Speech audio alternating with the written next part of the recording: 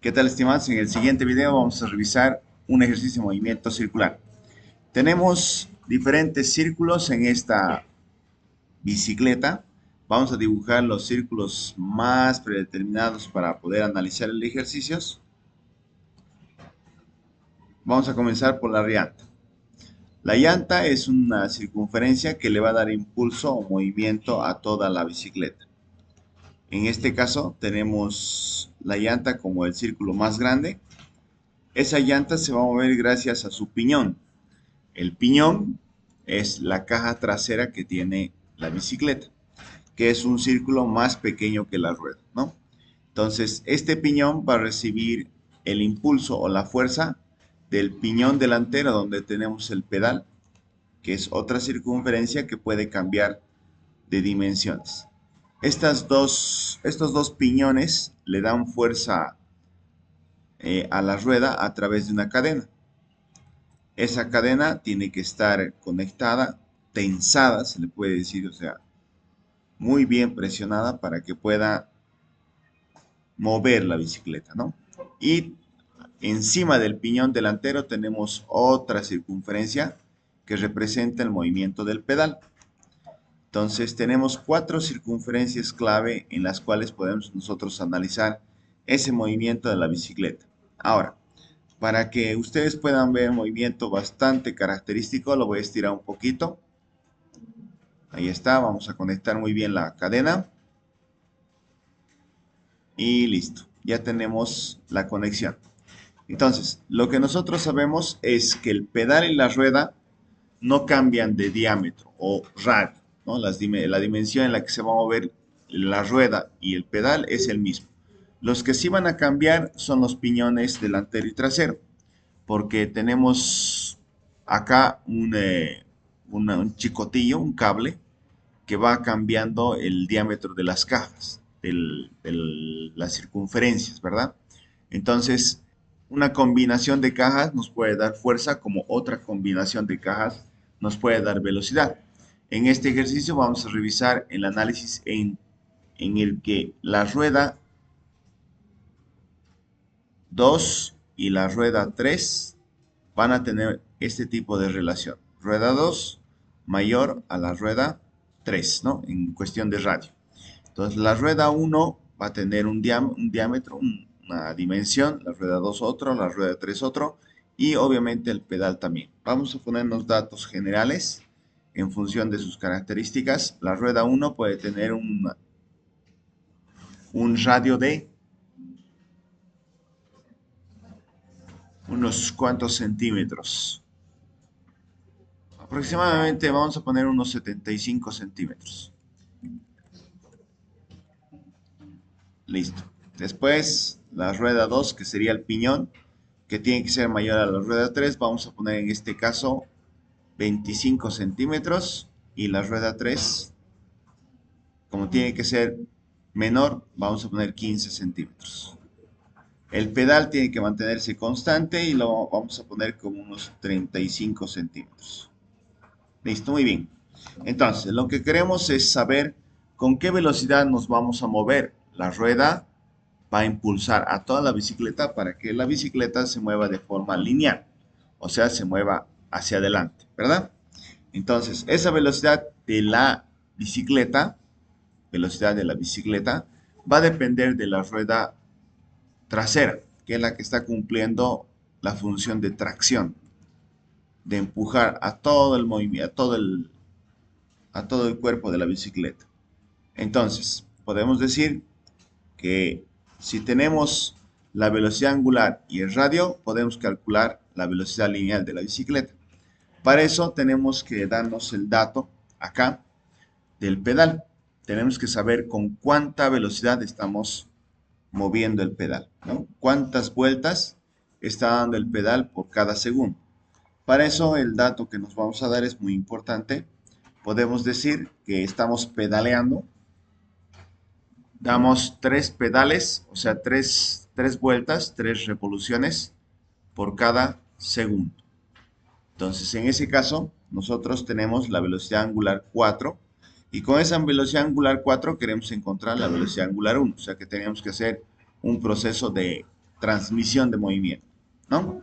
Entonces, ese es el ejercicio sobre el que vamos a trabajar. Para encontrar el ejercicio como tal, en función de lo que hayan visto, vamos a hacer el análisis acá abajo. Muy bien, entonces, como tenemos el dato del 4, nosotros vamos a hacer la transmisión de movimiento del 4 al 3. Para eso copiamos, aparte, la rueda 4 y la rueda 3. Ahí está. Esto lo vamos a poner arriba, a este ladito, para no olvidarnos. Y listo. Entonces, comenzamos entre estos dos círculos. ¿Qué podemos notar? Que la rueda 3 está encima de la rueda 4, pero tienen el eje común. O sea que se van a mover juntos. Si la rueda 4 da 3 revoluciones por segundo, la rueda 3 va a dar la misma, porque están en el mismo eje.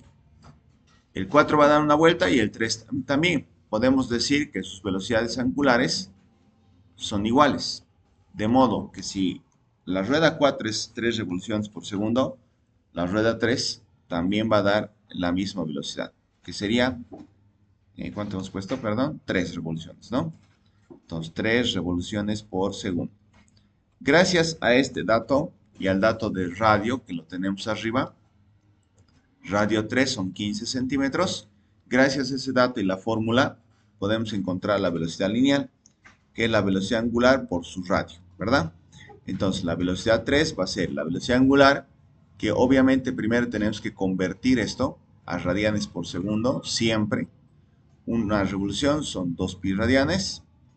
Entonces, acá vamos a tener ¿cuánto? Revolución con revolución. ¿Y aquí cuánto sale? 18,85 radianes por segundo. Entonces, si se preguntan por qué estamos convirtiendo, lo vamos a responder acá mismo. Al reemplazar los 18,85 acá, radianes por segundo, y al multiplicar el radio 3, que no te olvides, nos hemos dado acá 15 centímetros, el piñón, 15 centímetros. Al multiplicar, nosotros vamos a tener ¿cuánto? 280, decídanse, 0.7. Ahora, ¿cuál sería la unidad de la velocidad acá? La unidad, como es lineal, tendría que ser centímetros sobre segundo. ¿Qué pasa con los radians? El radian es la única unidad del ángulo angular que se puede reemplazar por 1. Entonces ese no afecta y desaparece, ¿no? Ya tenemos entonces la velocidad lineal 3. Pasamos al siguiente medio de transmisión y vemos que la rueda 3 le está transmitiendo movimiento a la rueda 2. O sea que acá nosotros tenemos que revisar y analizar esa transmisión de movimiento. Perfecto. Entonces, ¿qué va a pasar acá? La rueda 3, al moverse, le va a transmitir movimiento a la rueda 2. ¿Sí? Pero esa transmisión de movimiento, a comparación del anterior que tenía en el mismo centro, uno daba una vuelta, el otro daba la misma vuelta. Aquí no es así. Porque acá nosotros tenemos la velocidad de transmisión a través de una cuerda lineal, a través de una cuerda recta. No es el movimiento circular simplemente. Entonces, ¿qué va a pasar acá? Acá ya no vamos a decir, como en el anterior caso, que las velocidades angulares son iguales. No, ahora vamos a decir que las velocidades lineales del 2 y del 3 son iguales. Velocidad 2 igual a velocidad 3. Entonces, ¿dónde está la velocidad 3? La habíamos encontrado acá, ¿no? Es 282.7. Entonces, la velocidad 2, que es igual a la velocidad 3, va a ser 282.7 centímetros por segundo. Ya está. Ahora, recuerden nuevamente la fórmula que decía, velocidad lineal es igual a velocidad angular por el radio. Solamente que ahora tenemos esta velocidad, la que nos falta es la angular. Entonces, lo único que vamos a hacer es dividir el radio y listo. Solamente tenemos que reemplazar y encontrar ese valor. La velocidad 2 va a ser 282.7 7 centímetros sobre segundo. Sobre la rueda 2, ¿cuánto era en radio? Aquí lo tenemos los datos, 25 centímetros. Entonces acá tenemos 25 centímetros. 11,32. La velocidad angular. 31, lo siento, con calma, jóvenes de la promoción 2026. Entonces, centímetros con centímetros se simplifican y queda 1. Ese 1 se conoce como radian sobre segundo. Y aquí tenemos la velocidad angular 2. Perfecto. Ya tenemos, gracias a la velocidad angular 4, que era 3, tenemos la velocidad angular 3. Gracias a la velocidad angular 3 tenemos la velocidad lineal 3. Gracias a la velocidad lineal 3 tenemos la velocidad lineal 2. Gracias a la velocidad lineal 2 tenemos la velocidad angular 2. Y así pasamos hasta el siguiente. Ya tenemos transmisión de movimiento del 3 al 2. Ahora lo que nos falta, ¿no? A lo que vinimos. Del 2 al 1. Entonces vámonos acá.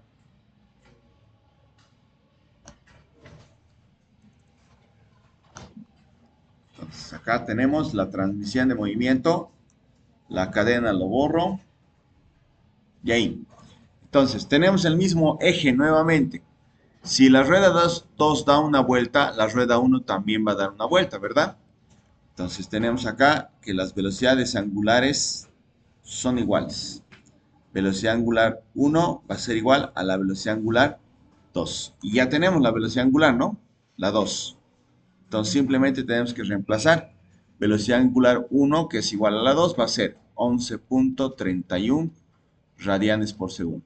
Gracias a eso, y la fórmula que ya hemos visto muchas veces, simplemente es multiplicar.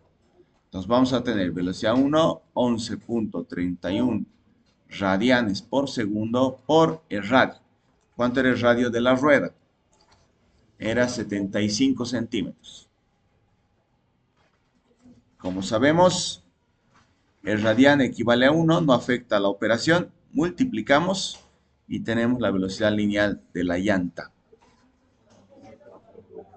848,25 centímetros por segundo es el movimiento que va a tener nuestra bicicleta. Entonces, volvamos al principio. Una vez terminado de calcular, volvamos a nuestra bicicleta. Acá. Entonces, en la bicicleta, si yo realizo un pedaleo de 3 revoluciones, 3 vueltas, revoluciones por cada segundo, sabiendo de que el piñón trasero, bueno, esa relación no recuerdo cómo era, el piñón trasero es mayor al piñón delantero,